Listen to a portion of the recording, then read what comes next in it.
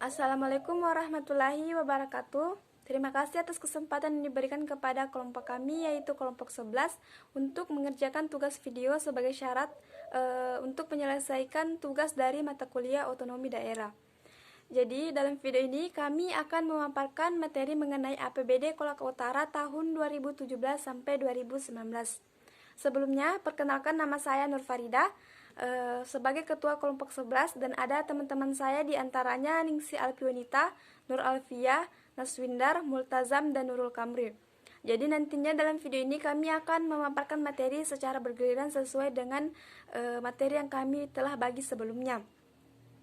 Untuk mengefisienkan waktu, saya mempersilahkan kepada Ningsi Alfiwanita untuk memaparkan materinya dan akan dilanjutkan oleh teman-teman saya yang lainnya. Bismillah, minta maaf sebelumnya kalau ada hambatan sedikit mengenai cuaca di tempat saya. Di sini bisa dilihat pada slide pertama itu gambaran mengenai Kabupaten Kolaka Utara. Kabupaten Kolaka Utara itu salah satu kabupaten yang berada di Provinsi Sulawesi Tenggara. Sumber pendapatan utama kabupaten ini adalah perkebunan kakao, kelapa, dan cengkeh. Sekitar 80% penduduk kabupatennya itu bergantung pada perkebunan untuk memenuhi kebutuhan hidupnya. Saya akan menampilkan sedikit beberapa tempat wisata yang mungkin teman-teman bisa kunjungi. Yang pertama itu bisa dilihat pada slide-nya. Terus yang kedua, bisa dilihat teman-teman. Dan yang terakhir, mungkin teman-teman ada yang tertarik untuk berkunjung di daerah saya. Mungkin cukup sekian dan dilanjutkan oleh teman kelompok saya. Terima kasih. Saya Nur Alfia. Di daerah Kabupaten Kolaka Utara terdiri berbagai jenis air terjun. Ada air terjun Biro Seruni yang memiliki ketinggian 30 meter dan terletak di Desa Lelewawu, Kecamatan Batu Putih, Kabupaten Kolaka Utara, dan berjarak sekitar 80 km dari pusat kota. Kemudian ada air terjun Toratau yang juga merupakan tempat wisata yang indah di Kabupaten Kolaka Utara dan terletak di Kecamatan Ranteangin, Kabupaten Kolaka Utara. Dan ada air terjun Ponggi Serambu. Air terjun ini berjarak sekitar 112 km dari pusat kota, dan air terjun ini berada di salah satu hutan belantara di daerah Kolut. Kemudian ada Gunung Mekongga. Gunung Mekongga merupakan gunung yang tingginya mencapai 2620 mdpl. Gunung ini terletak di Dusun Surulako, Desa Rante Baru, Kecamatan Ranteangin, daerah Kabupaten Kolaka Utara. Dan adapun Arum Jeram di Desa Tinukari, ini berada di Kecamatan Wawo, Kabupaten Kolaka Utara, dan merupakan destinasi wisata sungai pertama di Sulawesi Tenggara. Kemudian adapun tabel data APBD Kolaka Utara tahun 2017, rincian dan jumlahnya. Pertama ada pendapatan asli daerah sekitar 39.711 juta sekian, dan dana perimbangan yaitu lain-lain pendapatan daerah yang sah sekitar 117.700 juta sekian. Yang berikutnya jumlah belanja tidak langsung, yaitu belanja pegawai sejumlah 314.664 juta sekian. Ada belanja bunga, belanja hibah, belanja bagi hasil, belanja bantuan keuangan, belanja tidak terduga, dan teman-teman bisa melihat di tabel ada di layar. Dan kemudian ada belanja langsung, belanja pegawai sekitar 23 miliar, dan belanja barang jasa sekitar 125.326 juta. Ada belanja modal dan jumlah pembiayaan ada dua, yaitu penerimaan pembiayaan sekitar sejumlah 103.844 juta, dan yang kedua ada pengeluaran pembiayaan sekitar 11.950 juta. Dana perimbangan lebih besar daripada dana pendapatan asli daerah, jadi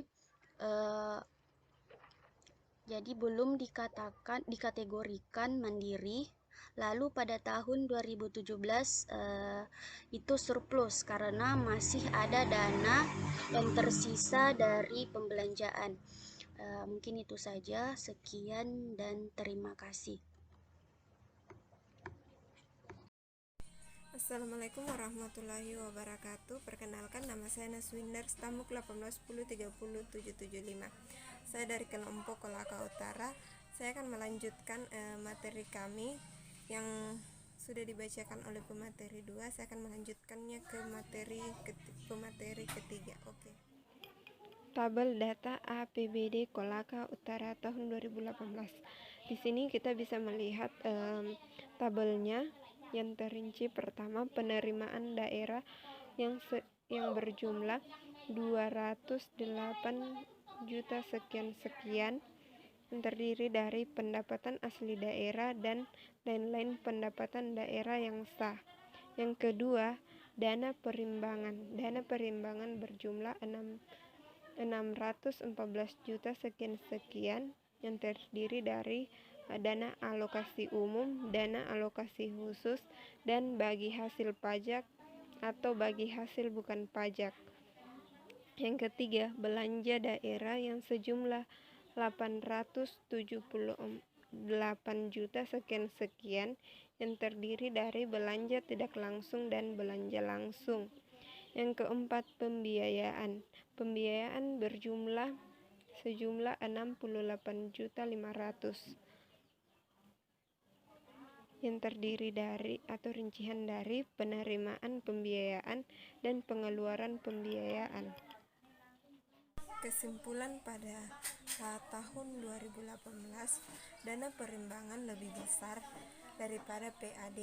Jadi Kolaka Utara belum termasuk kategori mandiri, dan pada tahun 2018 terjadi defisit karena terjadi sisa anggaran sebanyak 68.500.000. Baiklah, itulah tadi pemaparan saya. Saya berkesempatan ke pemateri selanjutnya, yaitu pemateri keempat.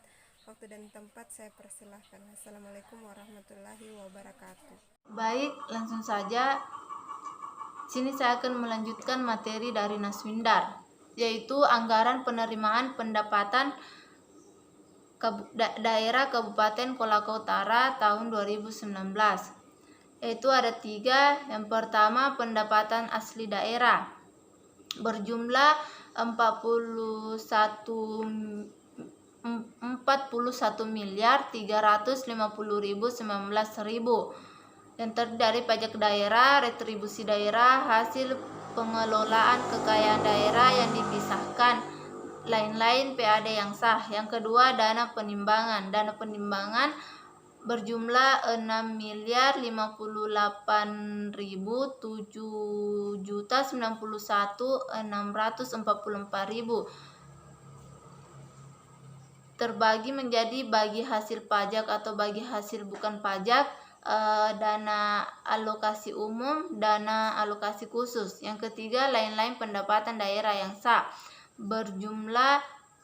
1.695.401.105.095, yaitu pendapatan hibah, dana bagi hasil pajak, dana penyesuaian dan otonomi daerah. Selanjutnya, jenis pembelanjaan daerah Kabupaten Kolaka Utara tahun 2019. Ada 2, belanja tidak langsung dan belanja langsung. Belanja tidak langsung berjumlah 5.689.176.66, yaitu yang terdiri dari belanja pegawai, belanja hibah, belanja bantuan sosial, belanja bagi hasil kepada provinsi, kabupaten atau kota dan pemerintah desa, belanja tidak terduga. Sedangkan belanja langsung berjumlah 3.082.608.548.000, yakni belanja pegawai, belanja barang dan jasa, belanja modal. Sekian dan terima kasih. Baik, langsung saja saya Nurul Kamri akan melanjutkan materi dari Multasam, yaitu di sini mengenai pendapatan dan penerimaan 3 tahun terakhir. Jadi saya akan menjelaskan pendapatan asli daerah itu berasal dari mana saja. Di antaranya berasal dari hasil pajak daerah, retribusi daerah, hasil pengelolaan kekayaan daerah yang dipisahkan, dan lain-lain pendapatan yang sah. Nah, sedangkan dana perimbangan didapatkan dari dana hasil pajak atau non-pajak, dan dana alokasi umum dan dana alokasi khusus. Nah, selanjutnya lain-lain pendapatan daerah yang sah, yaitu berasal dari hibah, dana hasil pembagian pajak dari provinsi, dan dana desa atau otoda. Selanjutnya mengenai jenis pembelanjaan 3 tahun terakhir. Nah, jadi belanja tidak langsung itu dipakai untuk belanja pegawai, hibah, bantuan sosial, belanja bagi hasil, belanja bantuan kepada provinsi, kabupaten, kota, dan desa, dan belanja tidak terduga. Nah, sedangkan belanja langsung itu diantaranya belanja pegawai, belanja barang dan jasa, dan belanja modal. Jadi kesimpulan mengenai belanja daerah pada tahun 2017, belanja langsung senilai 361.695.000 sekian, dan belanja tidak langsung senilai 486.753.000 sekian, dan pada tahun 2018 belanja langsungnya itu senilai 484.208.000 sekian, dan belanja tidak langsung pada tahun 2018 yaitu senilai 394.558.000 sekian. Nah, lanjut pada tahun 2019, belanja langsungnya pada tahun 2019 itu senilai 382.202.000 sekian, dan belanja tidak langsung senilai 506.899.000 sekian. Baik, itu saja dari saya kembalikan kepada moderator. Baiklah, saya akan menyimpulkan materi dari kelompok 11. Yang pertama itu mengenai keadilan belanja langsung dan belanja tidak langsung pada tahun 2017 sampai 2019. Jadi proposisi belanja daerah yang telah dijelaskan sebelumnya merupakan indikasi yang sudah cukup baik, karena dari data yang kami dapat dilihat bahwa belanja langsung dan belanja tidak langsung itu sudah cukup hampir seimbang. Walaupun dan 3 tahun terakhir ini Kolaka Utara mengalami defisit berturut-turut. Selanjutnya mengenai kesimpulan kemandirian fiskal Kolaka Utara. Jadi dari data yang kami dapat terlihat jelas bahwa dana perimbangan lebih besar dari penghasilan asli daerah. Jadi dapat disimpulkan bahwa Kolaka Utara itu belum dikategorikan sebagai daerah yang mandiri karena masih sangat tergantung kepada pusat. Terus yang terakhir itu mengapa Pemda sangat bergantung kepada pusat? Jawabannya adalah Kolaka Utara tidak bisa berdiri sendiri tanpa bantuan dari pusat, apalagi menyangkut masalah keuangan. Pasti akan membutuhkan dana bantuan. Dilihat dari data 3 tahun terakhir ini bahwa pendapatan daerahnya dari sektor SDM maupun SDA itu sangat menurun. Maka pemerintah daerah pasti membutuhkan bantuan dari pusat karena tidak mungkin hanya bergantung kepada SDA dan SDM yang menurun. Mungkin begitu penjelasan dari kelompok kami. Jika ada yang belum jelas atau ada yang ingin mempertanyakan, silahkan dipertanyakan langsung kepada kelompok kami. Terima kasih. Wassalamualaikum warahmatullahi wabarakatuh.